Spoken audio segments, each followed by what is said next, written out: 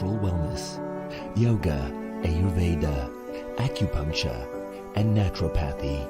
Each uniquely customized program improves the whole person to make every person whole. Come to WION Health Resort. Make your reservation at WION.com. After the collapse of the Kherson Dam and the deluge caused, fighting intensifies between the Ukrainian and the Russian forces. As the much talked about Ukrainian counter-offensive seems to be getting underway, France, Germany and Poland firm up talks on the security guarantees Ukraine desperately needs. All eyes are now on NATO leaders' July summit in the Lithuanian capital. Will it focus on Ukraine's push for accession to NATO? Who will be the next US president? As Trump gears up to take on Biden, his deputy Pence calls him unfit. But it's DeSantis who is drumming up support. A dozen Republicans in the fray and counting. Will a crowded contest benefit Trump? Race for the White House on WION. World is One. Gravitas tells you stories which others won't. And tonight we will tell you about this new strategic map that is being drawn. They say your enemy's enemy is your friend. Is that the foundation of the new defense bridge between India and America? This is what?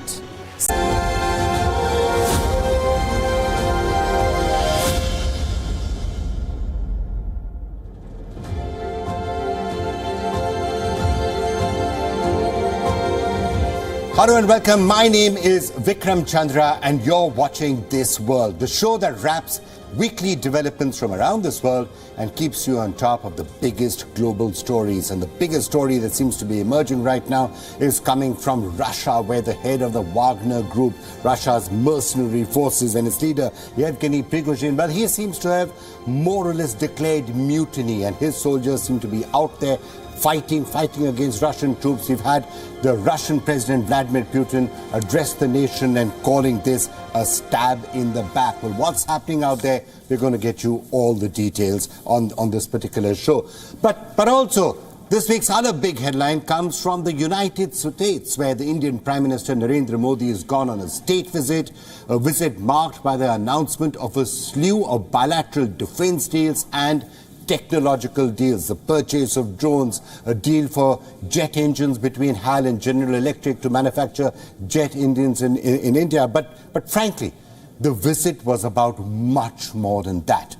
When the story of Prime Minister Modi's visit to the US in June 2023 is added to the history of Indo-US relations, it will probably be remembered as the landmark occasion when the two countries forged a concrete and meaningful partnership to try and control the future of technology, to build our technology together. We're going to have all the details on that on this show. Joining us on the show to discuss the implications of the visit, Elbridge Colby, the former Deputy Assistant Secretary of Defense for Strategy and Force Development, one of the key American thinkers who also did meet Narendra Modi and who believes that it's almost better for India to be a partner of the United States rather than an ally. He's going to be joining us to discuss the implications of all that happened on that state visit. And on this program, we're going to be bringing you a special report on what's being called the most elaborate search operations in history, the search for the submarine, the Titan, which has come to a close, where rescuers found the submarine debris just a few hundred meters from the wreck of the Titanic. We're going to be talking about that particular story. But let's begin with what is happening in Russia. For a long time, there has been talk about tension between the Wagner Group and the Russian military, specifically the head of the Wagner Group, Yevgeny Prigozhin.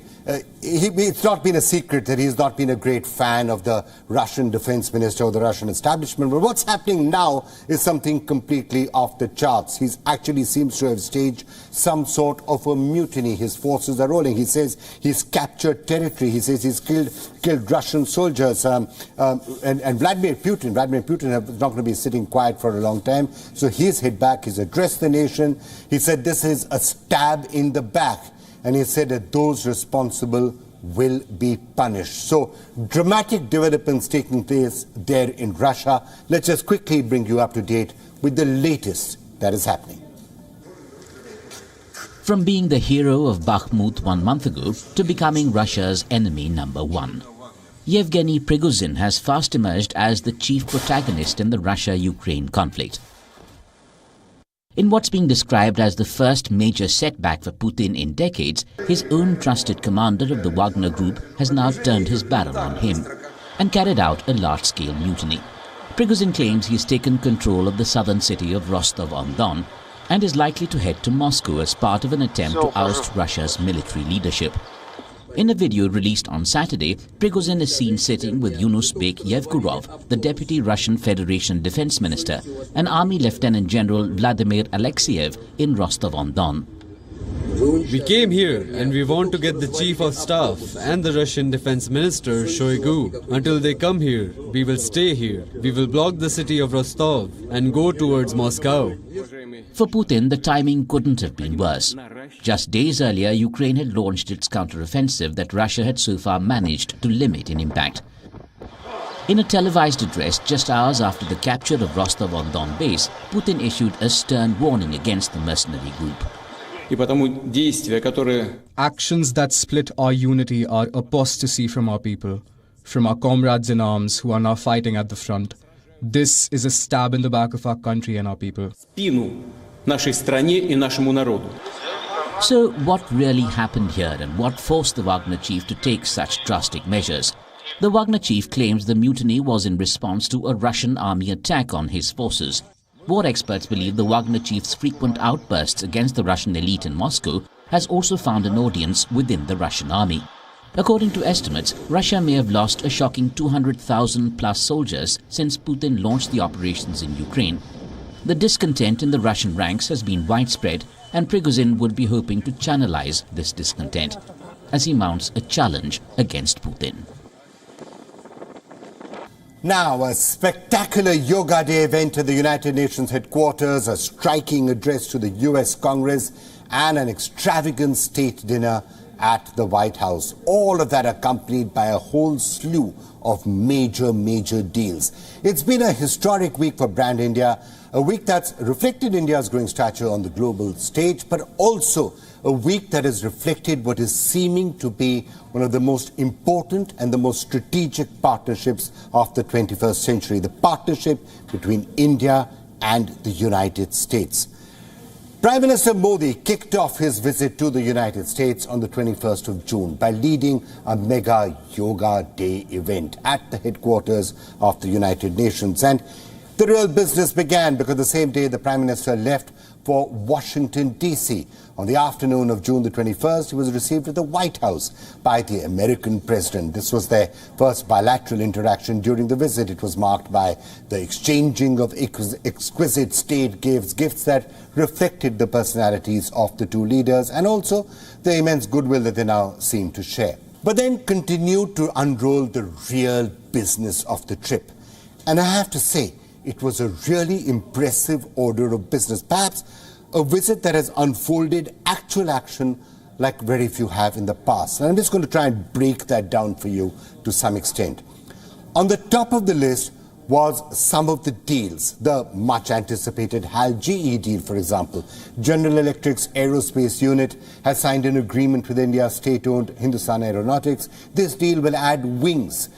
India and the US will co-produce F-414 engines for the Indian Air Force, and they will be used to power Tejas Mark II fighter jets. Another crucial deal was that of the MQN-B Sea Guardian and Sky Guardian drones. Now, days ahead of Prime Minister Modi's state visit, sources close to the Indian Defence Ministry had disclosed that India had approved the drone deal after years of back and forth, and it has finally officially been announced.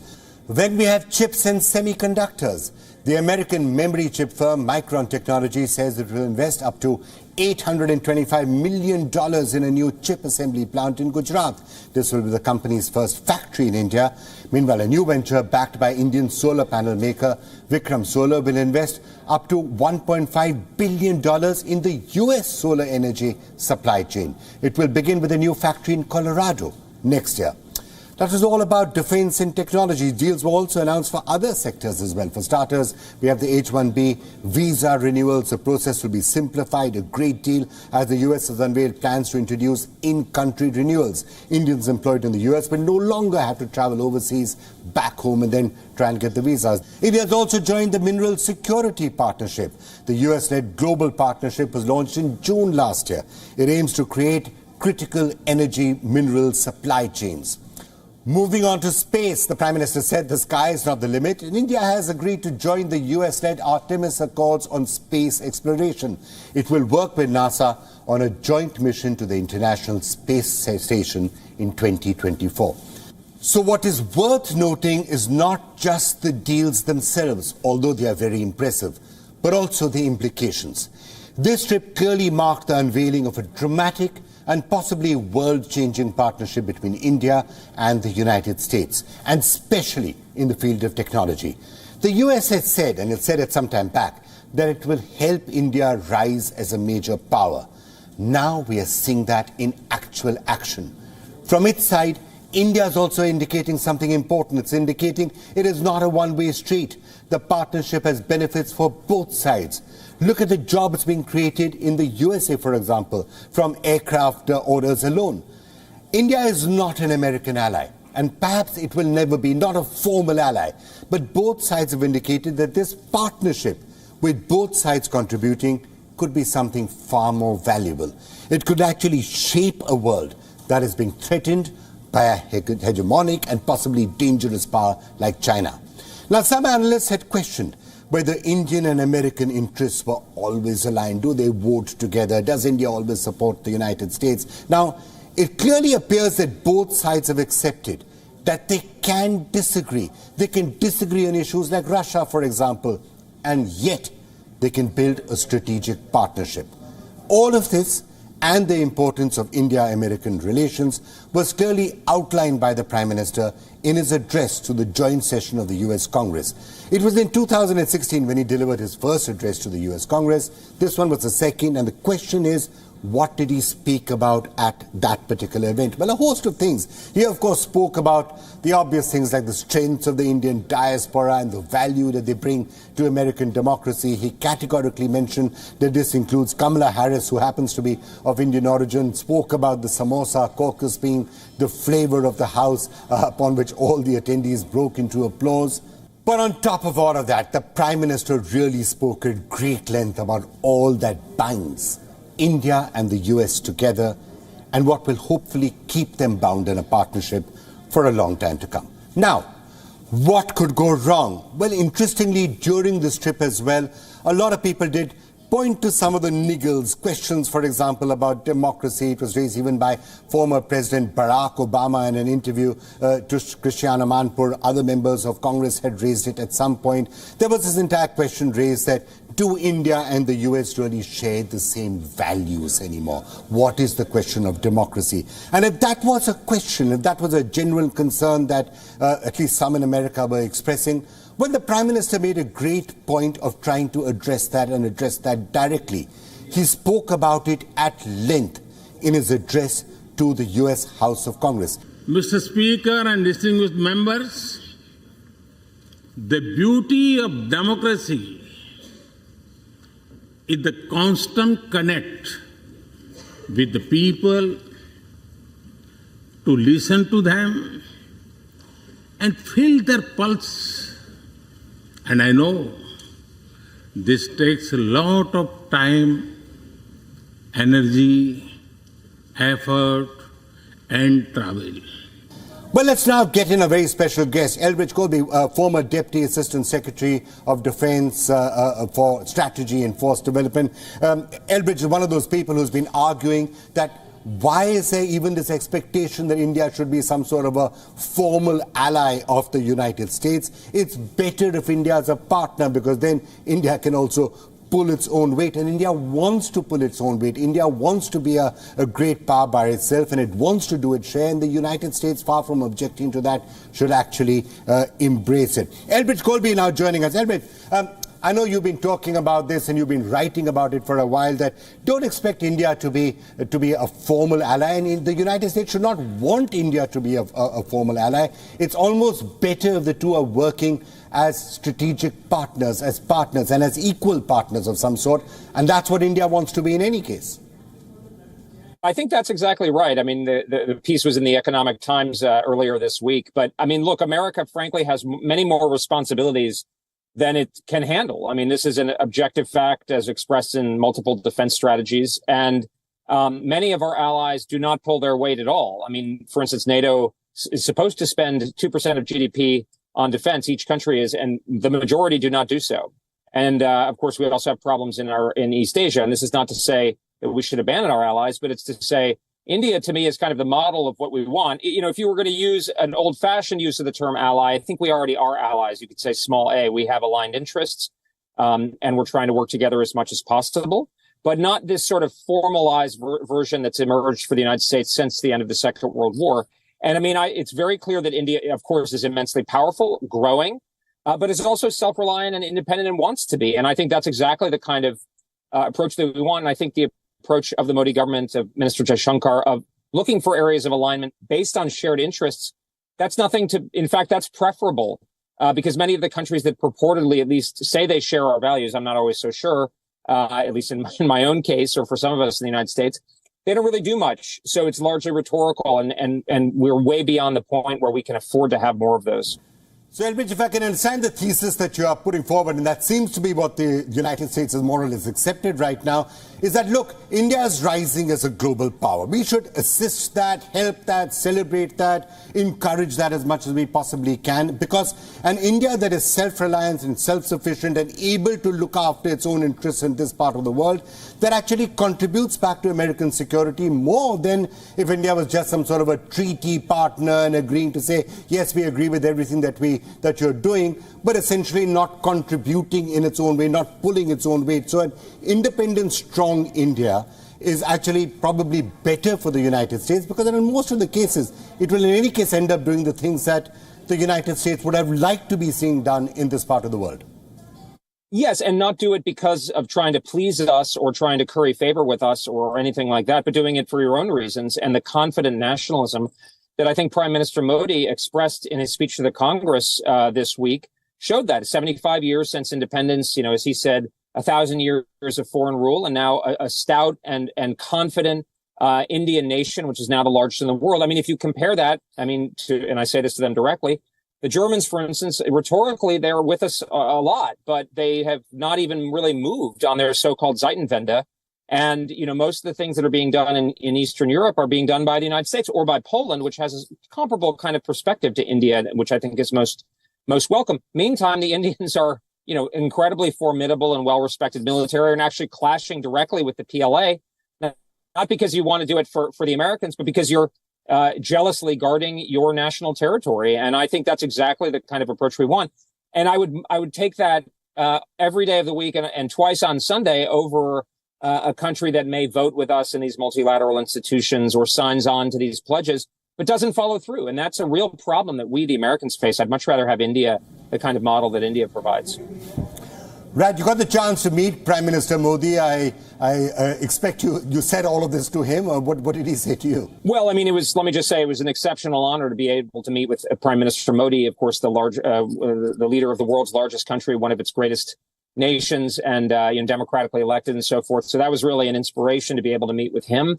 I made the point that I regularly make. I touched on in my Economic Times piece that I made in the Hindustan Times earlier in the year, that we share a real danger from China, and that the military challenge is perhaps more acute in this decade or early into the next than at least some appreciate. And I think, this is something that he and his team are clearly well aware of. And I think some of the do-outs that came out of this visit show that they appreciate the problem. So this was not a surprise to the Prime Minister, but, he gave off the impression of confidence about the relationship, about India's growing place in the world and its ability to stand up to China. But my view is always, more, we can do more, and we in the United States need to do more and do so more quickly, was my main message. Elbridge Colby, thank you so much for joining us with that perspective. Great talking to you. Great talking to you.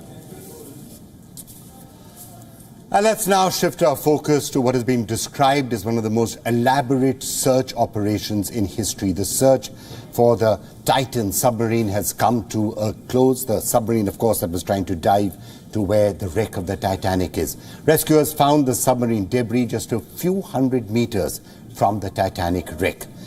The American Coast Guard has declared the death of the passengers, but I guess you didn't, while you were talking about this or listening to this or spending all of that time worrying about what happened inside that particular craft, the Titan, one of the things that many people felt is not that much attention was given to another craft, a craft that capsized in Greek waters, which killed over 100 migrants, but surprisingly didn't catch the media's attention. Is it because they were mere migrants and not billionaires? Was the disaster not as eye-catching just because it happens so frequently? Where does the international effort to save lives go when migrants are trapped at sea? And none of this, of course, takes away from the tragedy of what happened to the submersible and what happened to the Titan. And our thoughts are with the families of the people who died. I guess the only point that we're trying to make is that I think all of us, and especially the media, needs to give a lot of attention across the board for people who are suffering, for people who die, and for ships that capsize and are in danger. Search efforts and search operations need to be done for all humans whose lives are in danger, not just for a few. Our next report gives you more details. This was the Titan, the submersible which caught eyes globally since the past week. After continuous international rescue operations to find the vessel, rescue officials found the Titan's debris.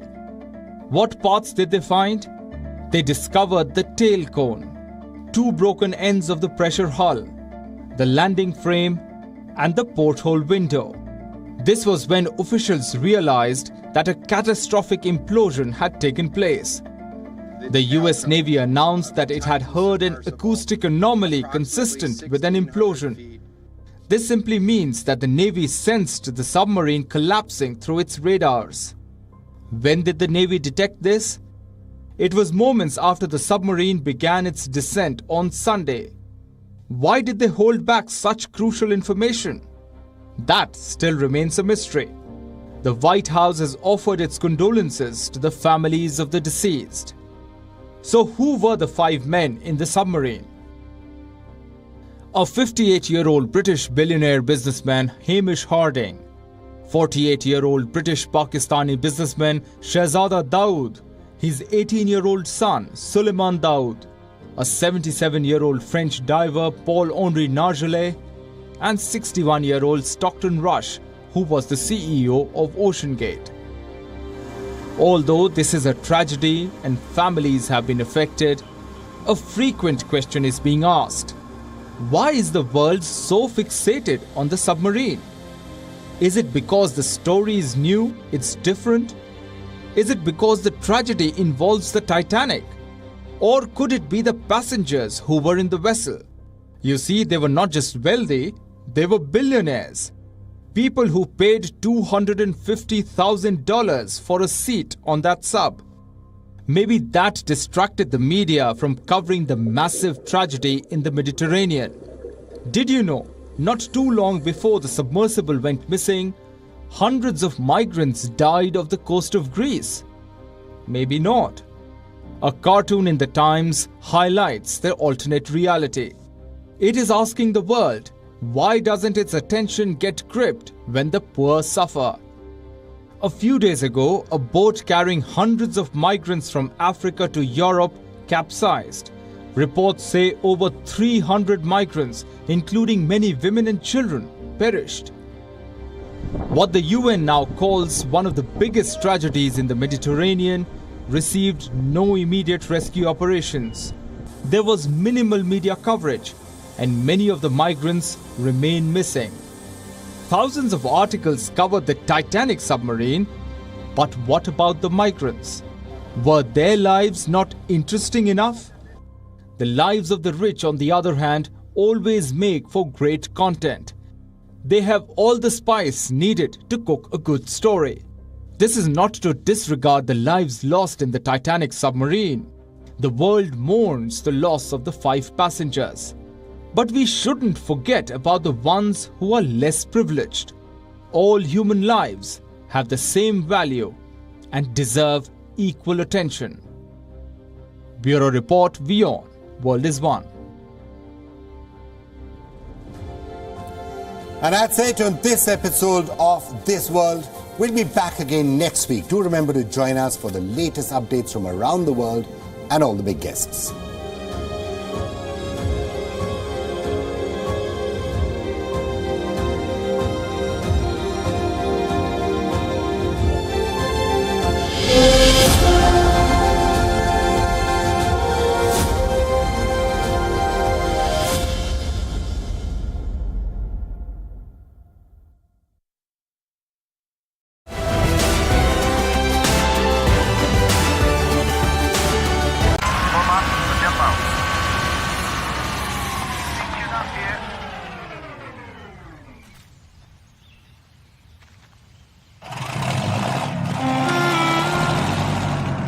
आने वाली खुशी के लिए एक ख्याल ही काफी है। ईबिक्स cash हर खुशी के लिए काफी है।